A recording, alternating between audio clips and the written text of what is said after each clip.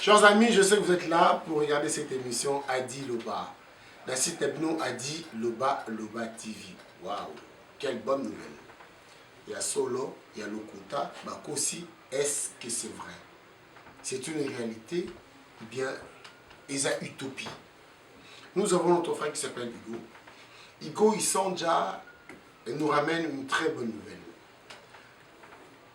Envoyer l'argent avec zéro frais. Donc zéro. Et l'autre côté, au tini 100 euros et commis 100 euros.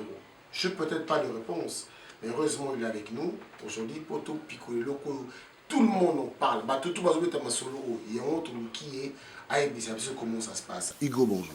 Bonjour.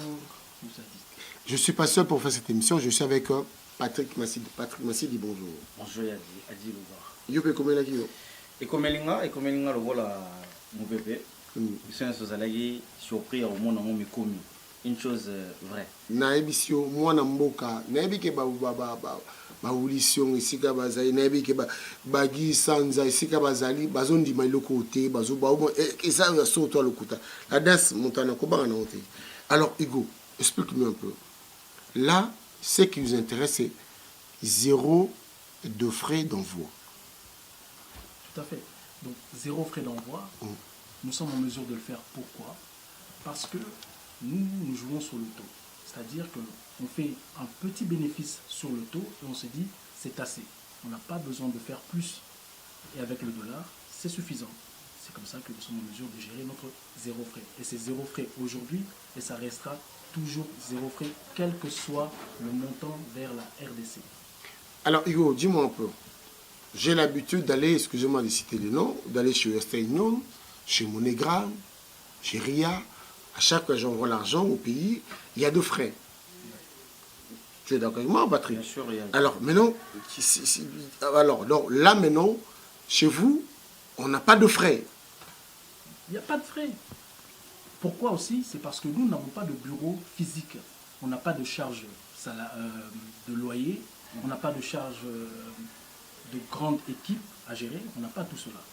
Tout ça, ça permet qu'on puisse réduire au maximum et que la personne qui envoie puisse effectivement faire bénéficier sa famille au maximum.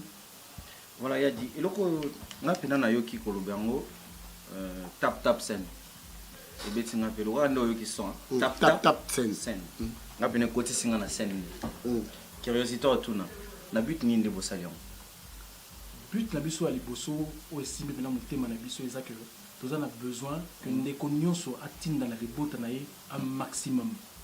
Tinda la famille na yo. Vous en avez besoin de pour la famille na yo. Tout baxelo, ba charge, ba frais l'école. Vous en avez besoin de besoin que non. On tinda au sunga maman na yo. À partir il y a $10 ou les que non que Nicolas si na 10 euros na yo tindi. Tu vas payer aucun frais. Et maman reçoit qu'on a acheté ça na 10 euros peut-être $11 36 sans aucun problème. On a côté tap. Parce que tap nous souffre baxama. Tu l'as dit sur tap nous souffre. La deuxième tape est tout dans biso roba. Pourquoi ton bossali local? Nini na boule nini nde bossali lango ngo tu expliquer biso déjà bien to valider yango na zéro frais. Est-ce que vraiment bozo ko sa biso te biso bozo se retrouver et en plus bozo ko sa biso te po mbonge ya karabo babindo ya rabo bindo ya kapikabo babindo ya rabo na batu bazobanga Nini koki ko rassurer bateau ba olinga ba kota na tap sen. Parce que c'est trop beau pour que ce soit vrai. Effectivement, tout le monde a un mais la réalité, au moment que le partenariat nous n'a pas ils ont toujours un partenariat où ils ont besoin de soutenir la communauté na bango. Par exemple là, na Mbandaka pour soutenir l'école Moko d'un compatriote qui est en Suisse et école l'Institut Inano, toujours sur bango. Parce que si on a une école à Rofuta par exemple, dont on a une école à 1 euro, na code promo na saleli école Inano, comme on a bosso na banque école Inano, et ça valeur il y a $10. Mission wana, ils ont motivation na ngai. Kosunga ba école éducation, ko permettre kosunga ba hôpitaux. Il y a des jeunes filles, baza ba infirmière à Bruxelles par exemple, pour travailler dans bango, baza na hôpital na bango moké, dispensaire comme on dit. Tout ce qu'on appelle bango ça la banque code promo. Mutatini mbongo na hôpital ou bien école directement et que pas na bango mbongo wana poso na bango. Alors Hugo, comment on fait? Très simple. Très simple. Bah, très simple. Très simple. Il faut expliquer aux gens. Et très simple. le Kaliboso, ce que la personne doit faire, c'est télécharger l'application Nabiso comme on tap send, ou télécharger on a téléphone. D'accord. Ce que vous avez téléphone, il y a Android. Vous avez Google Play. Ce que vous avez téléphone, il y a iPhone. Bigo. Vous avez la possibilité de télécharger l'application Nabiso directement. Pour télécharger, vous avez un mot fêlé et vous avez le côté. Vous avez pour télécharger l'adresse email. Comme vous avez l'application Moussoussou. Vous avez un téléphone là, il y a Pamba, sans Kofuta et Loco. Pour télécharger, vous s'inscrire. C'est simple. Est-ce que vous attends, zéla. Non, Hugo. Et si l'état, c'est qu'on a téléchargé. Si on a téléchargé, on a un bon temps. Nous avons un bon wapi, nous avons un bon ningini. Voilà. Donc, merci beaucoup pour la question. Côté téléchargement, effectivement, c'est la première étape. Vous avez l'application gratuitement. Et vous avez un bongo, vous avez la carte de bancaire. Vous avez un magasin pour son chemise, pour son sapatou, sur Internet. C'est la même procédure. Et puis, il y a la sécurité bancaire. Donc, le banque les a. Alors, quelqu'un qui n'a pas Moutouaza, je me permets de le dire, Moutouaza son papier, Moutouaza a un compte bancaire, Moutouaza a une carte bleue, comment il fait? Mission il a tourné vers Batu. Moussa la nanga eza vraiment na sungande ko wana. Suka za na problème, ayi aza na situation wana, akota tengai, bien équipe nangai, to sungaye comment to permettre à soutenir famille naye. Mais on est vraiment disponible pour aider tout type de profil. Comment on va retrouver Maintenant, c'est quoi? C'est sens inverse ou bien il n'y a que nous, la diaspora, qui envoie l'argent au pays ou bien ça peut se faire de deux côtés? Donc, comme nous sommes une start-up actuellement, c'est uniquement depuis 7 pays européens, nous avons la possibilité d'atteindre. Nous sommes en France. Cite un peu. France, Baninga Bazana Belgique, au Bazana Allemagne, au Bazalina Pays-Bas, au Bazalina Angleterre, au Bazalina Portugal, Espagne. Nous avons la possibilité de télécharger l'application pour Batinda. Sans oublier, bien sûr, que vous avez au Canada, vous pouvez télécharger l'application pour Batinda. Alors, fourchette en bon, le mois ou bien la semaine de la journée, fourchette, il y a mon temps, net il y a le lochom, il y a Tinambo, on tourne à Kin, net il y a ces angadi, à Tinambo, on tourne à Kin, fourchette en bon, la journée, ça peut être combien? Donc, la journée, mon pimba, au cours de Tinda, $5 000. Mais la transaction, Moko, et c'est $1 000 maximum. Donc, vous voulez $1 000. Mais la journée, on a $5 000. Journée, moi, 5 000, mais dans chaque transaction, 1000. Exactement, c'est ça. Envoie-moi 1000, il faut signifier que envoie-moi 1000, deuxième envoie 1000, si la cinquième fois, on a $5 000. Donc, ce projet, nous avons $5 000. Pour ça, nous avons expliqué madame Penda. Voilà. Alors, Hugo, et le coup, nous avons makambo,